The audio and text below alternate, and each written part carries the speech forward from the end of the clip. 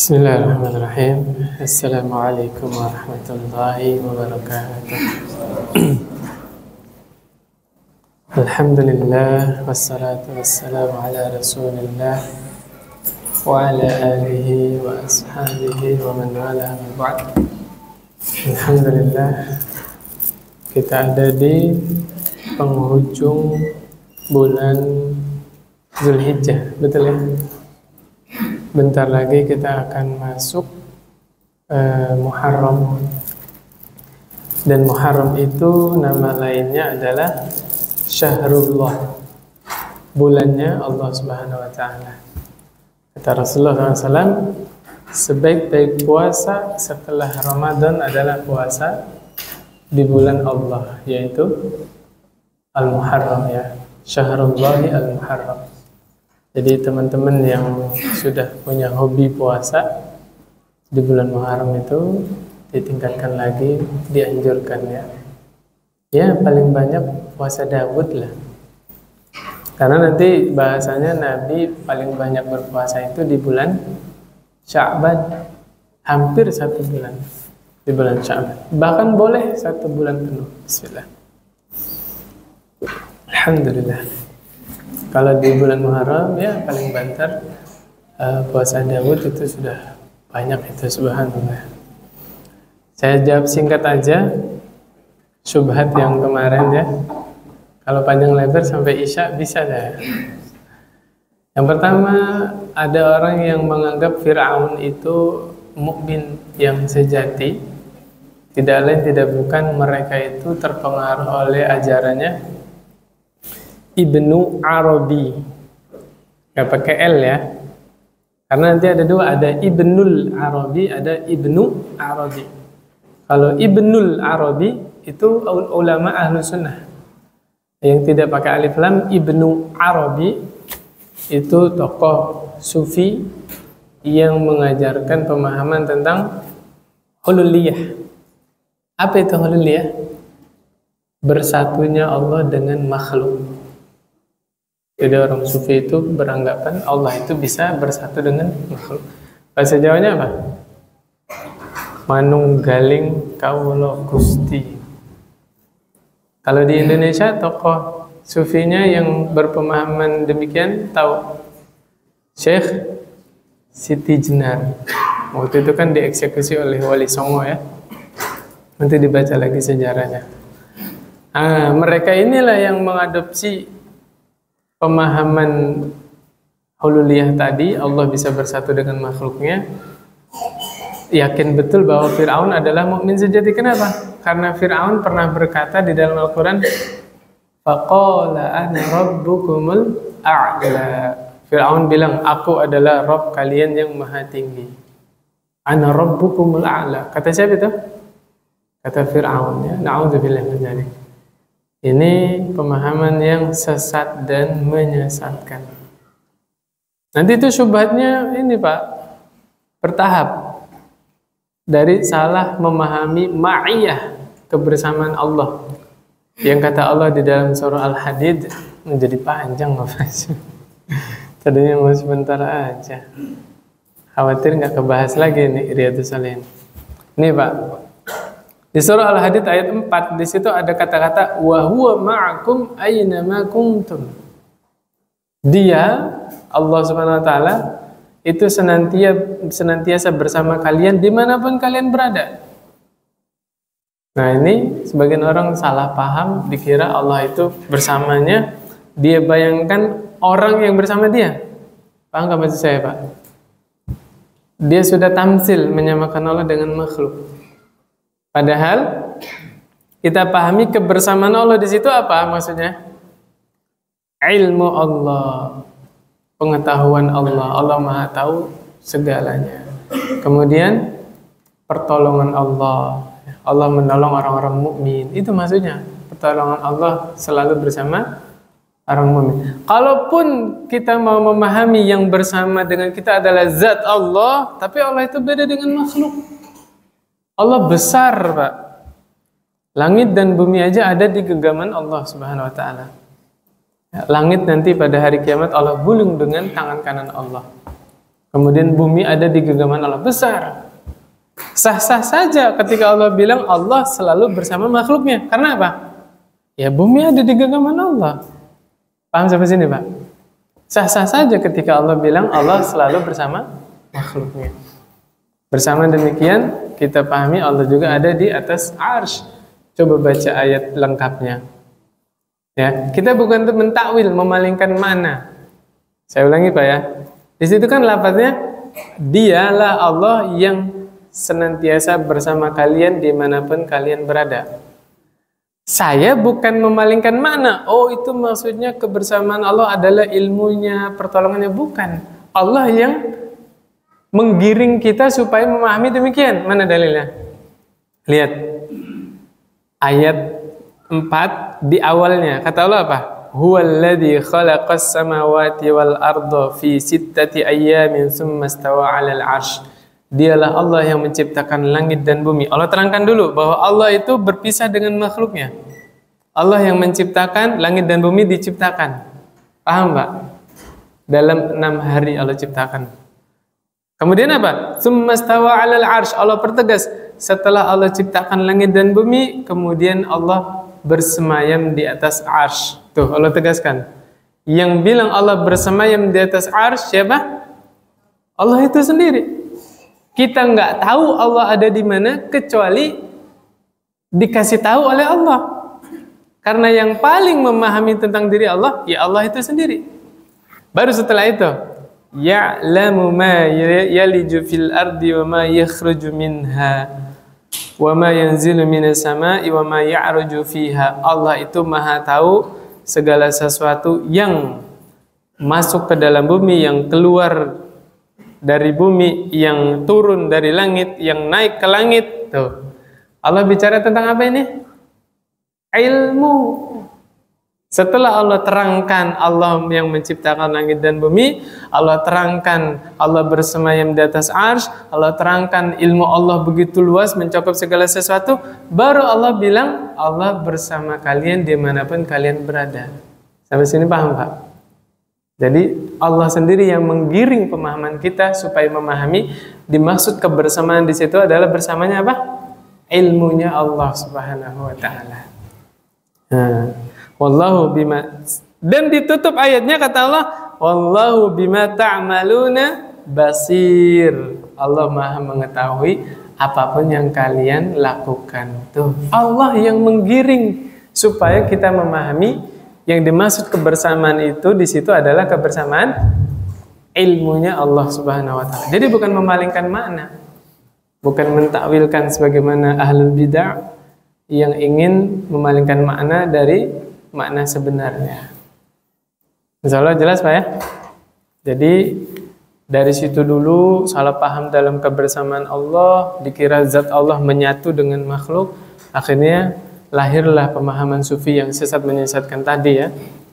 Diadopsi oleh Ibn Arabi, kemudian Syekh Siti Jenar, dan seterusnya. Maka mereka punya kesimpulan Fir'aun adalah orang mukmin. Karena Fir'aun bilang apa? Ana rabbukumul a'la. Aku adalah Rabb kalian yang maha tinggi. Na'udzubillah min dzalik, ya. Maha suci Allah dari prasangkaan segala yang menyimpang dari makhluknya, Subhanahu wa ta'ala amma yasifun. Yang kedua gimana tuh, Pak? Ingat gak PR-nya yang kedua apa? Iblis adalah hamba Allah yang bertauhid. Gara-gara disuruh sujud kepada Adam tidak mau sujud. Itu kan? Sudah dapat jawabannya, Pak? Malaikat suruh sujud kepada Adam, sujud semua. Iblis nggak mau sujud. Nah, yang membela iblis beranggapan karena Adam adalah makhluk, sujud kepada makhluk syirik bukan, Pak? Tuh, iblis nggak mau berbuat syirik. Kata siapa ini? Orang-orang yang membela iblis. Jawabannya simple. Syariat para nabi dan rasul itu berbeda. Jangankan syariatnya Nabi Muhammad sama Nabi Adam, syariatnya Nabi Muhammad sama Nabi Yusuf aja beda. Dulu di zaman Nabi Yusuf, manusia masih boleh sujud kepada manusia. Aina dalil? Mana dalilnya? Surah Yusuf ayat 100. Jelas di situ. Saya bukain ya. Di situ Allah jelaskan wa rafa'a abawaihi 'alal 'arsy. Yusuf menaikkan kedua orang tuanya, ayah dan ibunya, ke atas singgasananya, ya. Wa kharru lahu sujjada. Kemudian mereka sujud kepada siapa? Kepada Nabi Yusuf. Siapa yang dimaksud kharru di sini? Mereka di sini siapa yang dimaksud? Saudara-saudaranya Yusuf. Ingat enggak mimpinya Nabi Yusuf? Surah Yusuf ayat pertama itu. Apa? Nabi Yusuf bilang apa? Aku bermimpi. Coba lihat Surah Yusuf ya. Berapa? 11 atau 10 bintang? Mana tadi?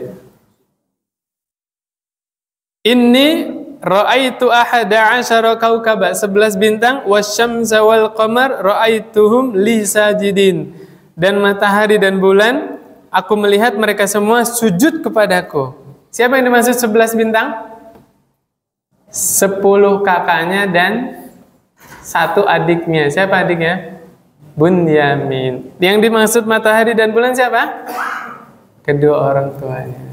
Tuh, dulu di masa itu masih boleh manusia sujud kepada manusia. Di zaman Rasulullah SAW dihapus syariat itu. Nabi bilang apa? Seandainya makhluk boleh sujud kepada makhluk, aku akan perintahkan istri sujud kepada suaminya. Ingat Pak ya, ini pakai seandainya. Jangan nanti pulang kajian di rumah, istriku sini. Gak boleh Pak, istri gak boleh sujud kepada suami. Itu kata-katanya apa Pak? Seandainya. Penggambaran apa? Betapa besar hak suami. Ya, saya lagi ngebela bapak-bapak ini. Di zaman Rasul ada wanita yang tidak mau menikah. Bapaknya gundah dong, ya, galau dong. Anaknya sudah gadis, tapi nggak mau nikah. Dilaporin kepada Rasulullah Sallallahu Alaihi Wasallam. Bismillah. Alhamdulillah. Dilaporin, di situ ada anak gadisnya Pak. Di situ ada bapaknya, ada anak gadisnya, ada Rasulullah SAW. Diskusi, kenapa Anda tidak mau menikah? Singkat cerita, di dalam isi diskusinya itu, wanita tadi curhat kepada Rasulullah SAW, kekhawatiran yang berlebihan kalau dia tidak bisa menunaikan hak suami. Tahu nggak isi hadisnya itu apa? Bagaimana Pak? Seandainya tubuhnya suami itu seluruh tubuhnya ada luka bernanah, kemudian nanahnya itu dijilati oleh istrinya seluruhnya, dia belum menunaikan hak suaminya. Subhanallah, seberat itu Pak, seberat itu. Bapak-bapak kalau sudah tahu istri itu sangat berat menunaikan hak suami, maka jangan ditambah bebannya, diringankan. Lihat Nabi ketika di rumah ngapain? Ngejahit bajunya sendiri, ngejahit sandalnya yang putus, ikut cuci piring. Subhanallah. Tidak mentang-mentang. Jangan kebalik. Ngedengar hadis itu malah semena-mena. Oh, saya ini suami. Seakan-akan dia raja. Ya kalau bapak suami duitnya banyak, panggil pembantu, istrinya dimuliakan sebagai ratu. Nah, kan lebih enak Pak ya. Jadi beban istri itu sudah berat, jangan malah ditambah berat. Lihat contoh kita Rasulullah SAW. Nabi malah memperlakukan istri-istrinya begitu sayang, begitu lembut. Ya. Tapi ini juga lebih bagus lagi kalau keluar dari inisiatif suaminya. Nah, jangan sampai istri juga nyuruh-nyuruh suami. Enggak, itu juga kadang-kadang sumber masalah juga. Kalaupun si istri ini terpaksa minta bantuan suami, ia pakai bahasa yang paling lembut, ya sayang, boleh minta tolong enggak? Itu kan bahasanya ya, minta tolong atau bertanya gitu kan. Bahkan istri yang lembut, yang sopan tuh lagi makan bareng, lagi makan bareng, ya. Istrinya izin sama suaminya. Sayang, aku boleh nggak makan ayam yang itu? Masya Allah. Boleh, habisin semua, habisin. Suaminya kan kalau istrinya tambah gemuk, tambah seneng ya suaminya ya. Masya Allah. Gemuknya tanda kutip ini. Ya, Masya Allah ya. Demikian. Jadi jawabannya jelas ya. Di waktu zaman Nabi Adam, sujud kepada manusia boleh tidak? Boleh. Sujud kepada makhluk bukan dimasukkan ke dalam kesyirikan. Bahkan di zaman Nabi Yusuf pun masih boleh sujud. Ya, sujud kepada manusia. Tapi di masa Rasulullah sallallahu alaihi wasallam, sujud itu dikategorikan bentuk apa? Penyembahan. Pengagungan, penyembahan yang tidak boleh diberikan kecuali hanya kepada Allah Subhanahu wa taala gitu. Udah hilang syubhatnya, Pak? Gampang kan? Gampang, Pak. Kalau tahu ilmunya, Bapak dapat informasi kayak gimana juga gampang nangkisnya. Ya. Kalau sudah tahu ilmunya. Oke, kita masuk ke pembahasan. Alhamdulillah nih, balik lagi ke Riyadhus Shalihin ya. Alhamdulillah. Allah Subhanahu wa taala berfirman di dalam surah Al-Isra ayat 109. Kata Allah Subhanahu wa taala, "Wa yakhruna lil azqani yabkuna wa yaziduhum khushu'a." Surah apa ini? Al-Isra ayat 109. Allah menceritakan orang-orang soleh terdahulu itu mereka tersungkur, ya, sujud menghinakan diri di hadapan Allah, kemudian ia beku ngapain, Pak? Sujud, Pak. Berarti dianjurkan, ya, disyariatkan kita menangis di dalam sujud. Wa yaziduhum khusyu'a. Dengan menangis di dalam sujud itu akan menambah kekhusyuan, ya. Khusyuk, fokus, ya. Semua pikiran tentang duniawi hilang itu dari benaknya, hanya Allah yang dia ingat, ya. Hanya Allah yang dia ingat sehingga dia nangis. Bapak kalau ingat Allah nangis nggak, Pak? Hah? Kalau ingat Allah apa yang diingat? Hah?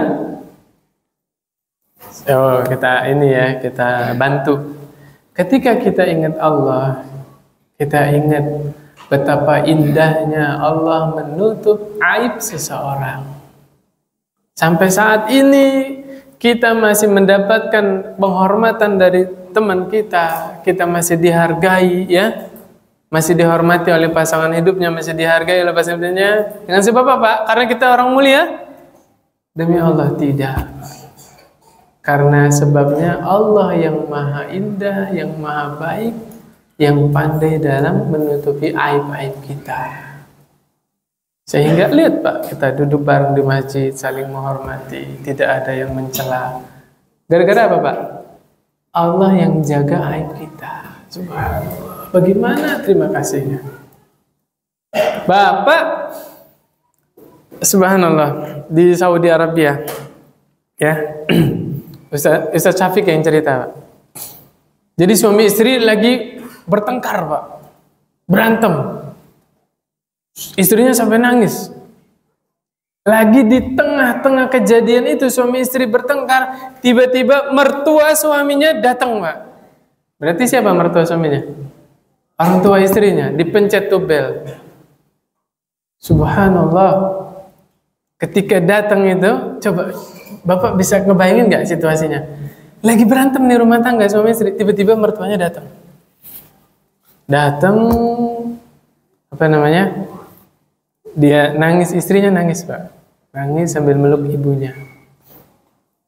Kemudian ibunya khawatir dong ngelihat anaknya nangis kan, ditanya, "Sayang, kenapa kamu nangis? Ya, wahai anakku, kenapa kamu nangis?" Tahu nggak jawaban istrinya ini apa, Pak? Hah? "Aku kangen sama ibu. Aku rindu sama ibu." Subhanallah. Coba kalau suaminya itu kan deg-degan itu yang akan diucapkan oleh istrinya apa ini? Itu kalau istrinya lapor yang barusan terjadi, waduh, tambah masalah runyam. Apalagi di situ ada bapaknya, ada ibunya kan. Lihat, seorang istri begitu menjaga rumah tangganya. Dia korbankan perasaannya, ya. Dia bilang apa? Aku kangen sama ibu, ya. Makanya ketika ibu datang, aku ya berlindang air mata, kangen rindu. Apa yang terjadi, Pak? Suaminya ini karena sangat bersyukur kepada istrinya, berterima kasih, dijaga nama baik suaminya, iya nggak? Dia keluar, Pak, ke toko emas, dia beli sapu yang terbuat dari emas. Subhanallah. Berapa gram itu? Luar biasa, Pak. Dikasih ke istrinya. Subhanallah. Lihat, luar biasa bagaimana indahnya Allah menutupi kesalahan seseorang, dan bagaimana orang yang ditutupi kesalahannya itu berterima kasih. Ini orang satu kesalahan ditutupi oleh istrinya, bersyukurnya seperti itu, Pak. Bagaimana dengan kita yang kesalahan kita tidak terhitung jumlahnya? Jadi ketika kita mengingat Allah Subhanahu wa taala, kita ingat zat yang maha indah dalam menutupi aib hamba-hambanya, subhanallah. Kemudian di dalam surah An-Najm ayat 59 dan 60 kata Allah Subhanahu wa taala, "Afamin hadzal hadithi ta'jabun?" Maka apakah dengan sebab Al-Qur'an ini kalian heran? Wa tadhakuna wa la tabkun. Justru kalian malah tertawa, kalian tidak menangis, ya. Subhanallah. Sebagian orang dibacakan ayat, dibacakan hadis malah mengejek, memperolok-olok. Jadi disampaikan kebenaran itu. Na'udzubillah min dzalik. Ingat gak, Pak? Ada orang-orang yang memperolok-olok kata-kata bid'ah. Yang dia bikin cerita ada syekh masuk ke dalam taksi itu. Ya kan? Nggak boleh pakai handphone, ini bid'ah, taksi ini bid'ah, segala macam bid'ah. Masih ingat gak, Pak? Tuh. Memperolok-olok, menertawakan. Allah sudah singgung itu 14 abad yang lalu, Allah sudah singgung. Surah An-Najm ayat 60. Ketika orang disampaikan ayat, disampaikan hadis, mereka malah memperolok-olok kebenaran tersebut. Na'udzubillah min dzalik. Kalau kita sudah belajar, santai. Bid'ah ada dalam perkara duniawi, ada perkara dalam perkara agama. Perkara duniawi dianjurkan berkreasi, buat semua usaha yang memudahkan kehidupan manusia. Mana dalilnya? Kata Nabi SAW, antum a'lamu bi umurid dunyakum. Kalian lebih mengetahui urusan dunia kalian. Silakan, Pak. Haji pakai pesawat, ceramah pakai mikrofon, sholat pakai lampu, pakai kipas angin, itu duniawi. Tapi rukun haji, rukun sholat, rukun wudu itu agama. Nah, kita harus bisa membedakan itu. Dengan apa? Dengan belajar. Baru kita tidak bimbang dalam melangkahkan kaki ke depan. Oh, ini perkara dunia, silakan bebas. Mau sholat pakai baju koko, baju apa lagi, Pak? Gamis, jubah. Mau sholat pakai celana, pakai sarung, itu urusan apa, Pak? Duniawi. Urusan agamanya menutup aurat. Syarat sahnya sholat. Nah, itu kita harus bisa memilah. Demikian. Ya subhanallah ayat ini, Pak. 14 abad yang lalu Allah sudah sebutkan. Ada orang-orang yang merasa heran dengan kebenaran ketika kita jelaskan. Nah, sebagian orang awam disampaikan hukum musik adalah haram. Heran nggak, Pak? Heran, kaget, dia bingung. Ya. Tapi banyak juga dari mereka yang mendapat hidayah, subhanallah.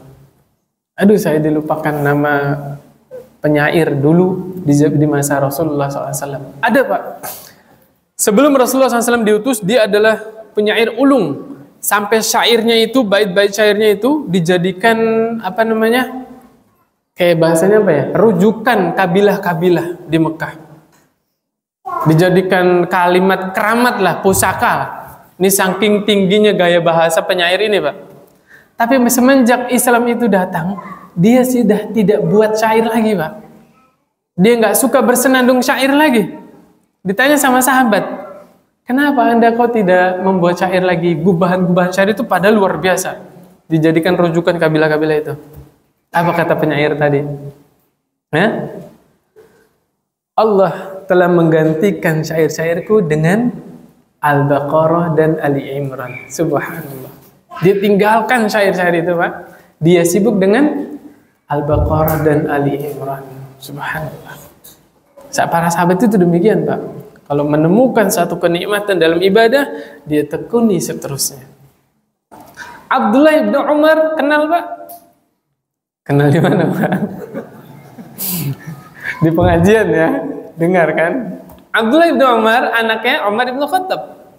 Kalau saya tidak salah ingat, beliau menghafal Quran, menghafal Al-Baqarah 7 tahun, Pak, baru beres. Al-Baqarah, Pak. Padahal saya kalau murojaah Al-Baqarah, saya tekunin, Pak, ya, 2 pekan, 1 pekan bisa, Pak. 24 lembar ya, 48 halaman. Kalau saya disuruh murojaah 1 pekan, 2 pekan bisa, Pak, saya. Selesai, saya setorkan tanpa melihat. Apakah saya lebih baik daripada Abdullah bin Umar? Baik, jauh, Pak. Bedanya apa? Para sahabat itu menghafal Qur'annya, ya, dia pelajari 10 ayat, dia baca, dia hafal, dia pahami tafsirnya, dia amalkan, Pak. Makanya lama, sampai 10 tahun. Kalau saya hanya di lisan saja, hanya sekedar bacaan saja, itu bedanya. Bagusan mana, Pak? Ya bagusan yang tahu maknanya, bagusan yang diamalkan.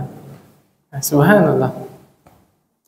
Gak usah jauh-jauh, kekasih kita Nabi Muhammad sallallahu alaihi wasallam menyelesaikan hafalan Qur'annya berapa tahun, Pak?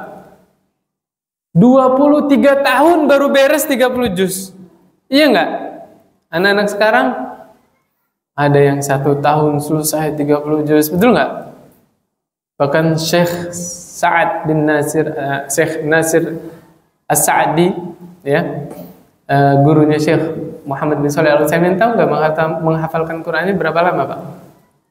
3 bulan, Pak, selesai 30 juz. 1 bulan 10 juz, ya, 3 bulan 30 juz, luar biasa. Saya tanya, apakah orang-orang sekarang ini lebih baik daripada para sahabat? Tidak, jauh sekali. Karena para sahabat, mereka menghafal Qur'annya dibarengi dengan memahami makna, ya, belajar tafsirnya, kemudian diamalkan. Makanya lama, sampai 7 tahun, sampai 10 tahun, subhanallah. Kemudian Abdullah bin Mas'ud radhiyallahu anhu, beliau berkata, qala lin nabiyyu sallallahu alaihi wasallam. Ya.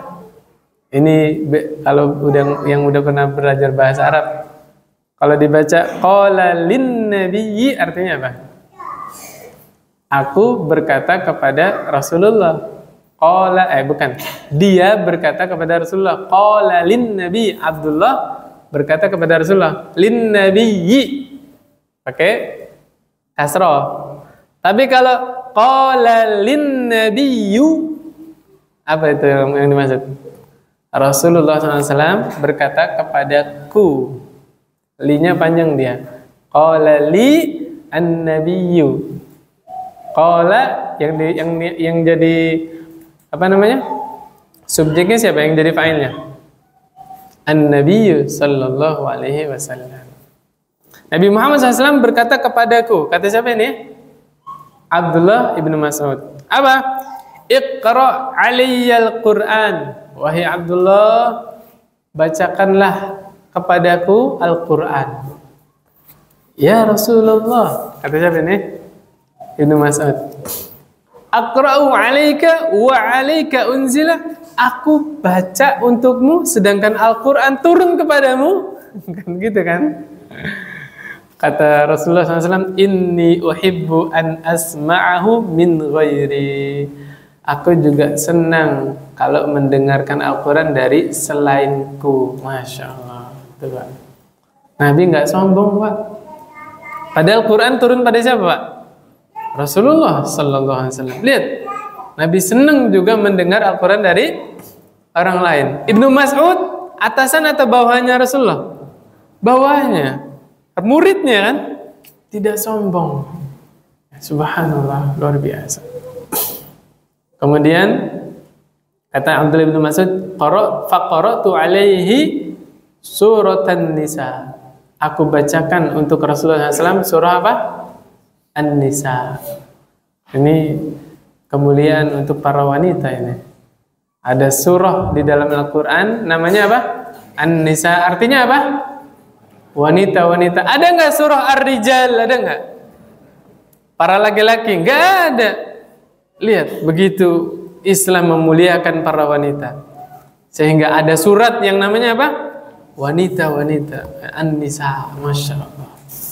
Ya, luar biasa ini. Sampailah di ayat ke-41. Kaifa idza ji'na min kulli ummatin bi syahidin wa ji'na bika 'ala haula'i syahida.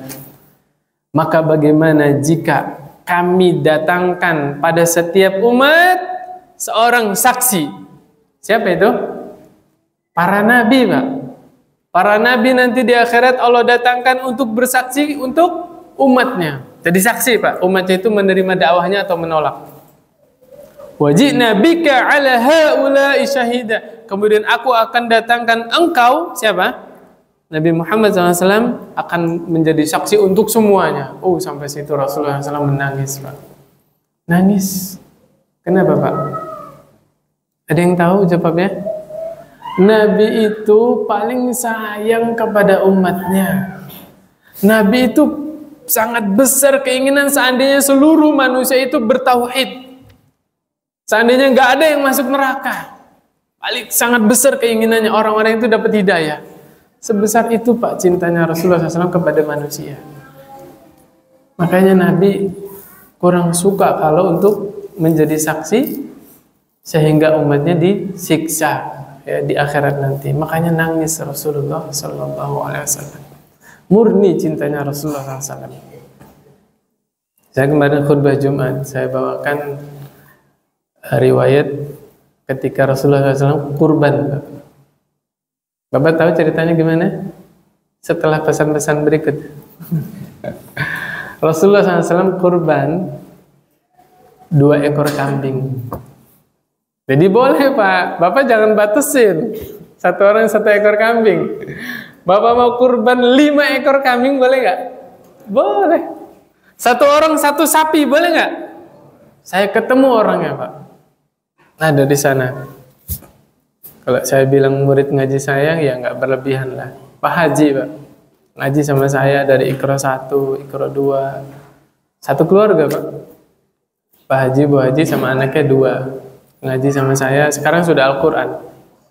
2 jam karena waktunya banyak. 1 jam buat baca Quran, 1 jam lagi buat pengajian keluarga. Ya. Itu, Pak Haji ini yang ngaji sama saya. Setiap tahun kurbannya sapi, Pak. Dia sendirian, Pak. Subhanallah. Nah, ini bukti, Pak. Ya, begitu indahnya syariat kalau dipahami betul-betul, ya. Bapak kalau mampu kurban sapi 1 orang nggak masalah. Bahagialah orang-orang yang Allah beri kelapangan rezeki, kemudian rezekinya tadi dibelanjakan di jalan Allah Subhanahu wa ta'ala. Kembali lagi ke Nabi, ya. Nabi kurban 2 kambing, Pak. Yang seekor kambing, Bismillahirrahmanirrahim, Allahumma taqabbal min Muhammadin wa ali Muhammadin. Ya Allah, terimalah ini kurban dari siapa? Dari Muhammad dan keluarganya Muhammad sallallahu alaihi wasallam. Keluarganya Muhammad siapa? Ya, istri-istri Nabi Muhammad dan anak-anaknya. Nah, ini fikih, ya. Kita nggak nemu setiap hari raya kurban gantian. Tahun ini Rasulullah, tahun depan Aisyah, tahun depannya Hafsah. Ada nggak kayak gitu? Nggak ada. Kenapa? Karena di dalam sebuah rumah tangga sudah cukup 1 kepala rumah tangga dia kurban, 1 keluarga ikut serta dalam pahalanya. Tuh, Pak. Jadi yang benar bahwa Bapak kurban tiap tahun, nggak usah gantian. Tiap tahun istri anaknya juga dapat pahala. diikut sertakan. Ya Allah, ini kurban dari saya dan keluarga saya. Udah dapat pahala semua itu. Istrinya dapat pahala. Ya kalau istrinya mau dapat pahalanya lebih lagi, tambahin. Misalnya suaminya ada 3 juta doang, ditambahin sama istrinya 2 juta lagi, beli kambingnya yang 5 juta. Itu boleh, nggak apa-apa kayak gitu ya. Nanti ketika dia sembelih, atas nama siapa? Dia dan keluarganya. Terus kambing yang kedua gimana? Kambing yang kedua, Allahumma taqabbal min Muhammadin wa ummati Muhammad. Ya Allah, terimalah ini kurban dari Muhammad dan umatnya Nabi Muhammad. Berapa, Pak? Di zaman Hajjatul Wada', ya, 10 Hijriah, itu orang-orang datang ke Madinah 100.000 orang, Pak. Sahabat Nabi itu sampai ratusan ribu, subhanallah. Di dalam hadits yang lain dijelaskan, malam yudahi min ummati. Ini kurban dariku dan dari umatku yang tidak mampu berkurban. Subhanallah. Lihat Pak, begitu besar tulus cintanya Nabi kepada umatnya. Nabi itu pengen orang-orang yang nggak mampu kurban tetap dapat pahala kurban. Subhanallah. Makanya ketika Rasulullah SAW dibacakan surah An-Nisa ayat 41, nangis Pak. Kata Rasulullah SAW, hasbukal an, cukup. Faltafattu ilaihi fa idza ainahu tazrifan. Kata Ibnu Mas'ud ya, aku nengok ke Rasulullah SAW, kusaksikan matanya ini udah berlinang air mata. Nangis. Sampai bilang cukup. Subhanallah, murni cintanya Rasulullah SAW. Makanya sebesar apapun kita mencintai Rasulullah SAW, sampai kapanpun tidak akan pernah mampu mengalahkan cintanya Rasulullah SAW kepada kita. Lebih besar cintanya Rasulullah SAW kepada umatnya ya. Subhanallah. Belum ini Pak, belum narik Pak. Saya tambahin nih kalau belum narik nih.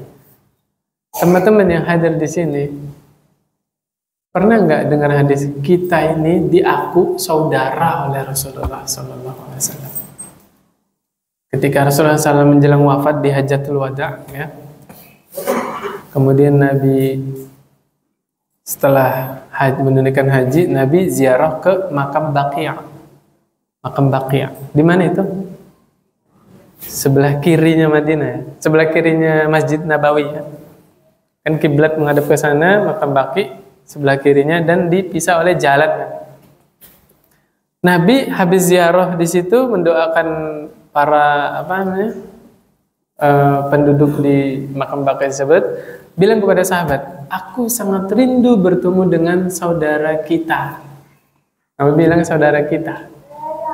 Sahabat nanya, ya Rasulullah, bukankah kita ini saudaramu? Apa kata Nabi? Bukan. Kalian sahabatku. Saudara kita adalah orang-orang yang datang setelah kalian. Saya perjelas ya. Yaitu orang yang belum bertemu denganku, tidak pernah melihatku, tidak pernah bertemu denganku, tapi mereka beriman kepadaku. Siapa yang dimaksud? Kita ini.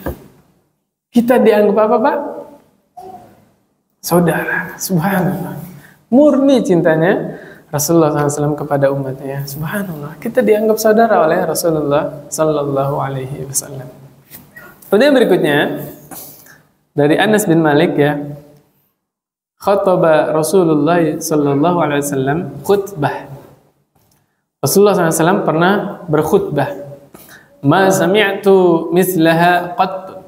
Ini saya menerka-nerka, yang dimaksud adalah khutbah terakhirnya Rasulullah SAW ya, menjelang wafat. Karena kata Anas bin Malik, aku tidak pernah mendengar Nabi khutbah yang seperti itu. Ya, kata Rasulullah SAW, "Lau ta'lamuna ma a'lamu la dhahiktum qalilan wa la bakaitum katsiran." Nabi yang bilang begini, seandainya kalian mengetahui apa yang aku ketahui, sungguh kalian akan sedikit tertawa dan banyak menangis. Tuh. Gimana kita mengetahui apa yang Rasul ketahui? Ya baca hadis. Ketika Rasulullah SAW cerita tentang roh yang keluar dari jasadnya, Rasulullah SAW cerita tentang umat-umat terdahulu diuji keimanannya. Dulu orang-orang mempertahankan agamanya sampai bagaimana, Pak? Ada yang disisir hidup-hidup, Pak. Orang yang masih hidup nih dalam keadaan sadar, Pak, dagingnya itu disisir, dilepas dari tulangnya. Orang yang masih hidup, subhanallah, mempertahankan agama. Ada yang digergaji dalam keadaan hidup, Pak, digergaji, dibelah dua. Ada yang dibakar. Ingat gak? Qutila ashabul ukhdud, dibakar, Pak. Bikin parit, di situ dinyalakan api. Yang nggak mau kembali nyembah rajanya Zunwais itu dilempar ke dalam api tersebut. Subhanallah. Kita mempertahankan agama, apa sih ujiannya? Hah? Paling pusing bayar SPP anak ya kan? Token berisik kan? Betul nggak? Hah? Subhanallah ya. Bayar kontrakan, apa lagi ya? Hah?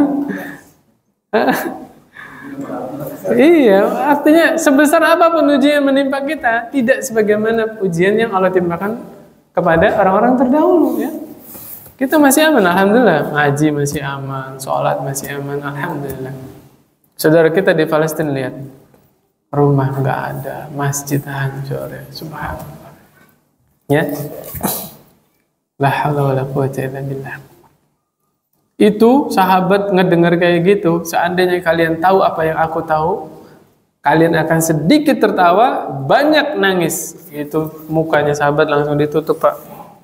Ada yang pakai kainnya, pakai sorban, ada yang pakai tangan, nangis semuanya, Pak. Karena memang posisinya Nabi itu khutbah terakhir itu. Sebentar lagi Rasulullah SAW wafat. Nabi Muhammad SAW sakit itu selama 13 hari sebelum wafat.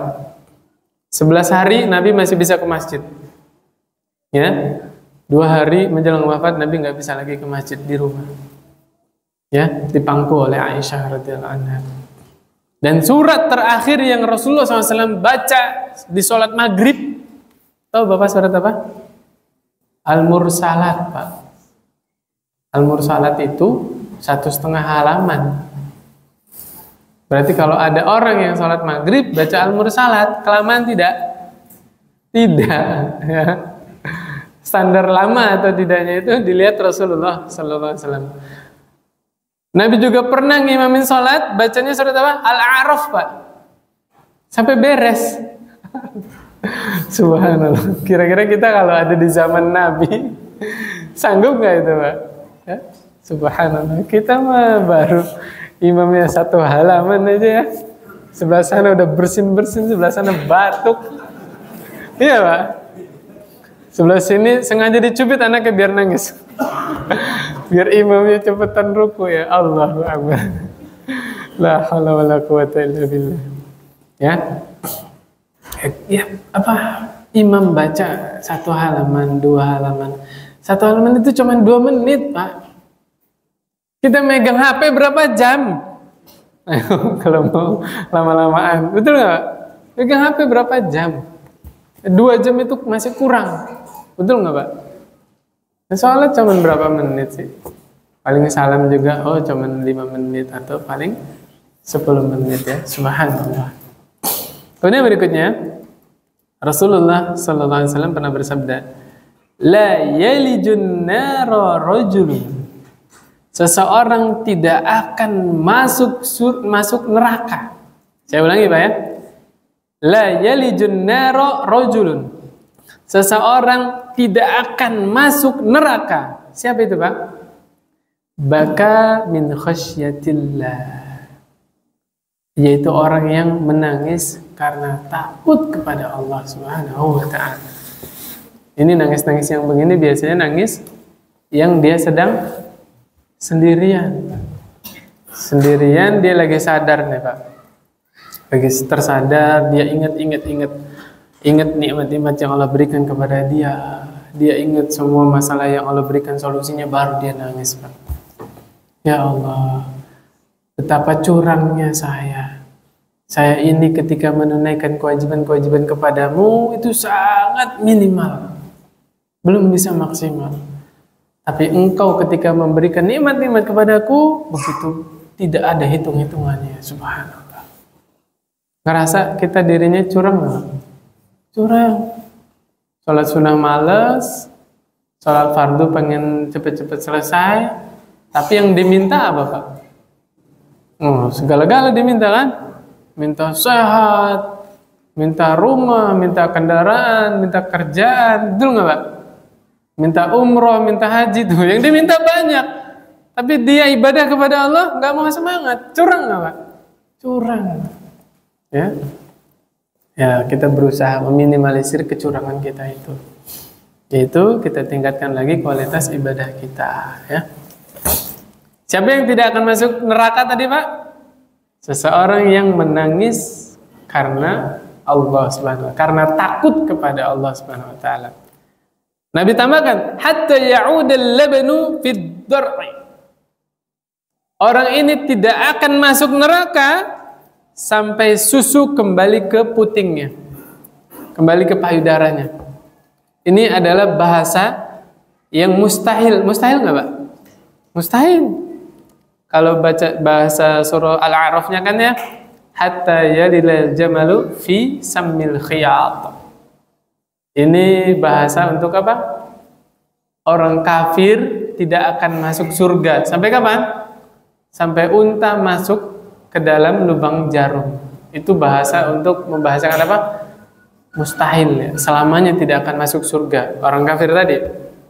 Kalau ini orang yang nangis karena Allah, karena takut kepada Allah, mustahil dia masuk neraka. Wala yajtami'u ghubarun fi sabilillah wa dukhanu jahannam. Dan tidak akan bersatu selamanya. Ada dua hal, apa? Debu orang-orang yang berperang di jalan Allah dengan asap neraka jahanam. Tidak akan bersatu selamanya. Berarti yang dijamin masuk surga siapa tadi Pak? Ada dua. Yang pertama, orang yang menangis karena takut kepada Allah. Yang kedua, orang yang membela agama Allah Subhanahu wa taala. Silakan. Tadi kita bahas Nabi jamin surga ya, atau tidak akan masuk neraka seseorang yang menangis karena takut kepada Allah dan orang yang membela agama Allah, berjihad di jalan Allah Subhanahu wa taala. Yang berikutnya, kalau tadi ada berapa Pak? 2 ya. Sekarang ada 7 Pak. Mudah-mudahan kita termasuk salah satunya ya. Kata Rasulullah SAW, sab'atun yudhilluhumullahu fi dhillihi yawma la dhilla illa dhilluh. Ada 7 golongan yang akan Allah naungi. Ya, Allah naungi Pak. Tuh, nggak kena panas di bawah situ. Allah naungi. Yang hari itu tidak ada naungan kecuali naungan Allah. Yang dimaksud naungan yang bagaimana ini Pak? Di bawah arsy-Nya Allah Subhanahu wa taala. Orang-orang berlindung di bawah arsy-Nya Allah. Allah itu atas izin Allah. Yang tidak Allah izinkan tidak akan mampu berada di bawah arsy Allah. Allah berkehendak. Siapa aja itu? Yang pertama, imamun adil, pemimpin yang adil. Di sini ada yang jadi pemimpin? Semuanya pemimpin, Pak. Bapak pemimpin rumah tangga kan? Suami memimpin rumah tangganya, istri memimpin anak-anaknya, ya, harta suami. Sebagian orang kan suaminya menyerahkan hartanya supaya dikelola oleh istrinya, betul ya? Diatur keuangannya buat kebutuhan sehari-hari, buat SPP anaknya dan yang lain-lainnya kan? Kata Nabi SAW, kullukum ra'in wa kullukum mas'ulun an ra'iyatih. Setiap kalian adalah pemimpin dan setiap pemimpin akan dimintai pertanggungjawabannya, akan ditanya tentang apa yang dia pimpin. Harus adil, Pak. Yang punya istri lebih dari 1 wajib adil. Ada Pak di sini? Hah? Banyak. Nggak ada, Masya Allah. Yang punya anak, nah ini kadang-kadang anaknya ada 3, mesti ada yang paling dia sayang, betul?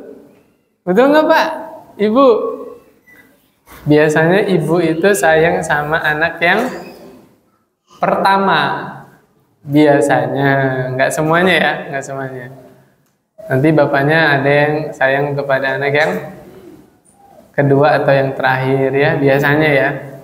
Betul, yang namanya cinta itu nggak bisa adil. Betul nggak sih Pak? Bapak punya anak 3. Apakah bisa ngebagi cintanya adil ketiga-tiganya? Bisa nggak Pak? Nggak bisa. Mesti ada salah satu yang paling dia cintai, iya nggak? Hah? Nabi siapa? Nabi siapa? Yakub. Anaknya berapa? 12.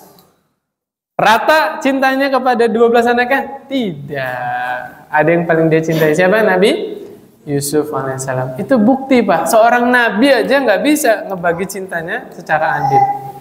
Maka yang dimaksud adil di situ, adil dalam masalah apa ini Pak? Pembagian. Masalah duniawinya. Misalnya nih anak-anaknya 3 nih, cowok semua. Umurnya berdekatan lagi. Kalau beli mobil-mobilan, yang dibeliin yang paling kecil doang. Kakaknya gimana nih yang 2? Nah, itu harus bagaimana itu adilnya? Itu kan ada ilmunya lagi ya. Atau bapak harus pandai memahamkan kedua kakaknya supaya tidak iri. Kakak kan mainannya masih banyak tuh. Ya kan, masih bisa dipakai semua. Ini ayah mau beliin buat adik, jangan iri ya. Nah, itu harus ada komunikasi demikian. Kasihan adikmu itu ya, pakainya bekas semua. Sepatunya bekas kamu, bajunya bekas kamu, iya enggak? Betul nggak sih? Kasihan ya yang jadi adik itu ya, subhanallah. Nah, dikomunikasikan supaya kakaknya ini tidak merasa, oh bapak saya nggak adil, enggak. Oh iya ya, adik saya kasihan, pakainya semua bekas saya. Gitu ya, ada komunikasi. Karena adil itu bukan sama rata. Adil itu apa Pak? Menempatkan sesuatu pada tempatnya. Anaknya yang pertama SMA, yang nomor 2 SD. Kasih jajannya sama Pak, sama-sama 5.000. Gimana anak SMA ya kan? Nah, maka adil itu bukan sama rata, tapi meletakkan sesuatu pada tempatnya, itu baru adil namanya ya, subhanallah. Yang pertama apa tadi Pak? Imamun adil, baru pertama udah mau ditegur saya. Insya Allah kita lanjut nanti pekan depannya.